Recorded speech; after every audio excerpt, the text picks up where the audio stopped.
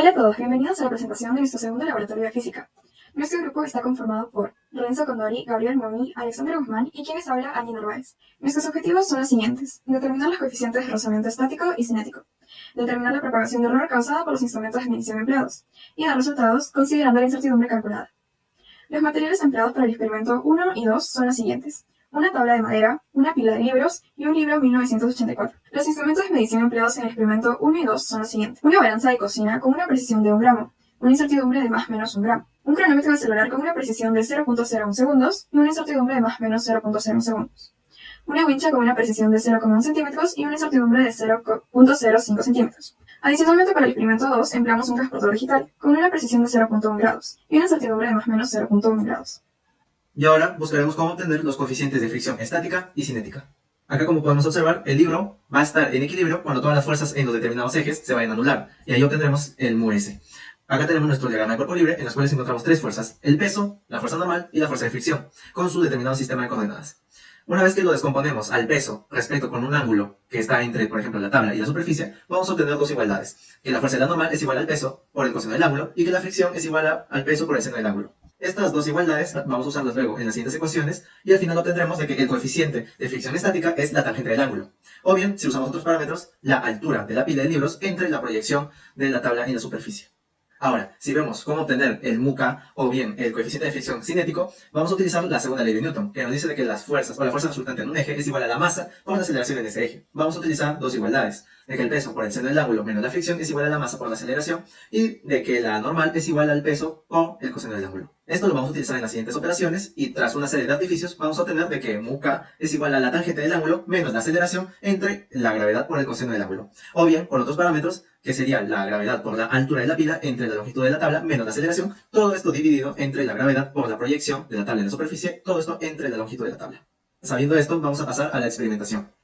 En nuestro primer intento, en nuestra primera serie de medidas, hemos tomado los siguientes parámetros. Primero, la masa del libro, con una incertidumbre de 1 gramo por la balanza de cocina, y el resto se han utilizado la wincha, por eso tiene una incertidumbre de 0,05 centímetros. Esto ha sido para el caso 1, para hallar el μs, o el estático. En cambio, para el cinético hemos agregado un parámetro adicional, que sería el tiempo. Por eso acá lo vamos a encontrar en nuestra primera medida, que sería 0,60 segundos, con incertidumbre de 0,01 segundos. Adicionalmente, se realizaron otras dos series de mediciones para obtener un resultado más preciso. En el primer caso se obtuvieron estos. Para la toma de datos del valor del coeficiente estático se encontraron estos datos. Asimismo, para el coeficiente cinético se presentaron estos. Para el caso 2 se volvieron a tomar medidas para el coeficiente estático, los cuales dieron los siguientes resultados. El mismo procedimiento se volvió a hacer para el coeficiente cinético. Empezaremos ahora con los cálculos de los coeficientes estáticos y cinéticos. Empezaremos con el caso 1. Para el coeficiente estático necesitaremos los promedios estadísticos, tanto de la proyección como de la altura. Para eso realizaremos el promedio estadístico, hallaremos la desviación estándar, y luego, para obtener la incertidumbre estadística, haremos la división estándar entre la raíz cuadrada del número de mediciones. Finalmente, para calcular la incertidumbre total, realizaremos la raíz cuadrada de la suma de los cuadrados, tanto de la incertidumbre de la medición, más el cuadrado de la incertidumbre estadística. Realizaremos el mismo procedimiento para la altura. Una vez obtenidos estos, obtendremos el coeficiente estático, que se calcula como la tangente. La tangente relaciona la altura con la proyección, una división. Para obtener la incertidumbre de esta división, realizaremos el siguiente planteamiento. Nótese que el número mínimo de cifras significativas era de 4, por lo que redondeamos esto en nuestro resultado final del coeficiente estático. Luego seguimos con el coeficiente cinético. Para eso nuevamente calcularemos los promedios estadísticos y las incertidumbres totales de cada una de las magnitudes necesarias, de la longitud de la tabla, de la altura, de la proyección y del tiempo. Bien, empezaremos con el cálculo de la aceleración. Multiplicaremos por 2 tanto a la medición como a la incertidumbre de la longitud de la tabla, y luego realizaremos el tiempo al cuadrado.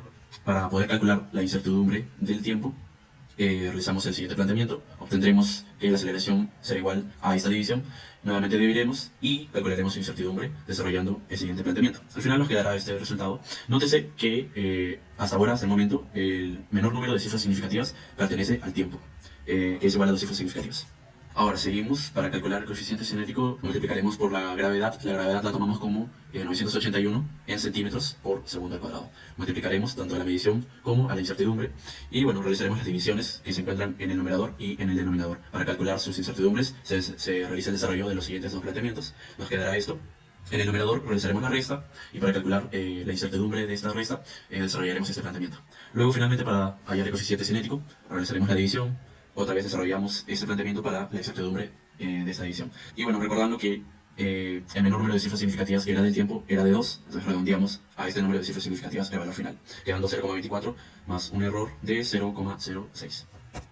Ahora pasaremos al caso 2, en el que hemos hecho un pequeño cambio. Ahora hemos añadido un transportador digital y hemos reemplazado la función justamente de la wincha por para realizar la medida del ángulo entre la tabla y entre la superficie. Cuando queremos hallar el coeficiente estático, justamente necesitamos hallar el ángulo. Vamos a hallar el promedio de las tres medidas que hemos realizado y para hallar la incertidumbre correctamente vamos a realizar el mismo procedimiento, hallando primero la desviación estándar y luego la incertidumbre estándar. Obtenemos el valor que es 15,2 más o menos 0,01547000538. Este valor del ángulo vamos a reemplazarlo dentro de la fórmula que ya conocemos, que el mu s es igual a la tangente de este ángulo. Y sabemos de que el mu s es igual a la tangente de ese ángulo, el valor concreto, más o menos la incertidumbre de este ángulo, multiplicado por la secante al cuadrado de este ángulo. Procedemos a reemplazar todos los valores dentro de esta fórmula y después de realizar los cálculos obtenemos de que el mu s es 0,272 con una incertidumbre de más o menos 0,002. Ahora, pasando al coeficiente cinético o mu k, vamos a no solo obtener el promedio del ángulo, que ahora va a ser mayor, sino también vamos a utilizar la medición del tiempo y vamos a realizar el mismo procedimiento. Adicionalmente, tenemos que realizar nuevamente un cálculo de la aceleración, cuya fórmula ya conocemos, que es 2 veces la longitud de la tabla entre el cuadrado del tiempo en el que dura el libro en caer. Después de obtener estos resultados, tenemos que hallar la incertidumbre correctamente para la potenciación, que lo realizamos de esta manera. Y posteriormente también realizar el cálculo correcto de la incertidumbre para una división. Después de realizar todo esto, obtenemos de que la aceleración sería de 271, aproximadamente 8 centímetros por segundo cuadrado, más menos 22,0389379. Una vez obtenida la aceleración y los demás parámetros, ahora sí podemos determinar el mu k. Ya conocemos la fórmula, que es tangente del ángulo menos la aceleración entre la gravedad por el coseno del ángulo. Simplemente tenemos que reemplazar todos nuestros valores que ya hemos tomado anteriormente, realizamos el cálculo de las incertidumbres de manera correcta, en el caso para el seno y para el coseno, y también para las diferencias, y obtenemos de que mu k sería de 0,23 con una incertidumbre de más o menos 0,26. Cuestionario número 1, pregunta 1. ¿Cómo se puede obtener el coeficiente de rozamiento estático US?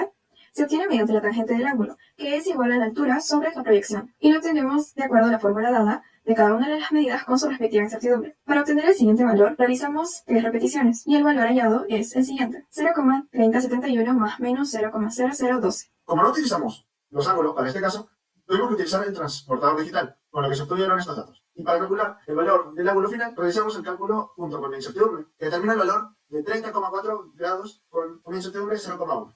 Bueno, en la pregunta 3 nos piden obtener el coeficiente de rozamiento cinético, mu k, con su respectiva incertidumbre. Esto ya lo resolvimos realizando los cálculos. Vamos a reemplazar todos nuestros valores previos por la otra fórmula que ya tenemos, que relaciona la altura del pilar de libros con la proyección y la aceleración. Después de realizar nuestras operaciones y el cálculo correcto de la incertidumbre, obtenemos de que el mu k es 0,24 más menos 0,06. Bien, pregunta 4. ¿Cuántas mediciones fueron necesarias para obtener el valor de la constante cinética? En nuestro caso fueron 3 intentos por cada medición de cada magnitud que fueron usados para determinar el coeficiente cinético. ¿Nos parece razonable la incertidumbre? Sí, debido a que las incertidumbres de cada magnitud, como la altura o la proyección, se encuentran entre el rango de 0 y 1, y eso coincide con la incertidumbre final de la constante cinética. Ahora, respecto a las complicaciones que pudo haber obtenido nuestra experiencia, hubo complicaciones en el momento de determinar el tiempo, debido a que dependía completamente de nuestros reflejos, tanto al iniciar como al pausar el cronómetro. También, en el momento en que dejábamos caer el libro sobre la rampa, esta tabla se movía, por lo que podía alterar un poco el ángulo de inclinación de la tabla y podía afectar un poco los cálculos. Comencemos el cuestionario 2 respondiendo a esta pregunta. ¿Qué cambio notamos y si fue más fácil o difícil? Pues resulta más sencillo a la hora de realizar la medición y operar los valores. Hubieron ciertos cambios en los coeficientes de fricción cinético y estático, pero no fueron muy significativos, ya que se encontraban dentro de nuestras predicciones de error. ¿Cuál es la precisión que tenían los nuevos instrumentos dados y su incertidumbre? Pues como pueden apreciar, repetimos los mismos instrumentos del caso 1, salvo uno nuevo que añadimos para medir el ángulo, que es el transportador digital. Este tenía una precisión de 0,1 ángulos, 0,1 grados y una incertidumbre de más menos 0,1 grados también. En esta pregunta nos piden calcular el error relativo de mu k de ambos cuestionarios y comparar. Bueno, primero vamos con el caso número 1. En el caso número 1 hemos dividido la incertidumbre del resultado final, que es 0,06, entre el valor concreto final, que es 0,24. Y obtenemos un error relativo de 0,25, bastante bajo. Y ahora pasamos en el caso 2, realizamos la misma operación, dividimos en este caso la incertidumbre del mu-k final, la incertidumbre sería 0,26 y el valor concreto que sería 0,23. Y obtenemos un error relativo de 1,3 aproximadamente, que es mucho mayor que lo que podemos ver en el caso número 1. Y con esto respondemos la pregunta, ¿cuál tuvo menos error? Evidentemente, el caso número 1. Y en este hemos utilizado un instrumento analógico como es la winch, con una precisión de 0,1 centímetros.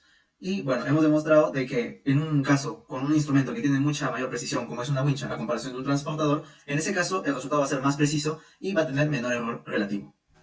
¿De qué depende el valor de la constante cinética? Para el primer caso, depende netamente de la proyección, de la altura y de la aceleración. No realmente tanto de la longitud de la tabla, debido a que realmente este no varía. Ahora, para el caso 2, depende netamente del ángulo, también de la aceleración y de la fuerza de gravedad, ¿no?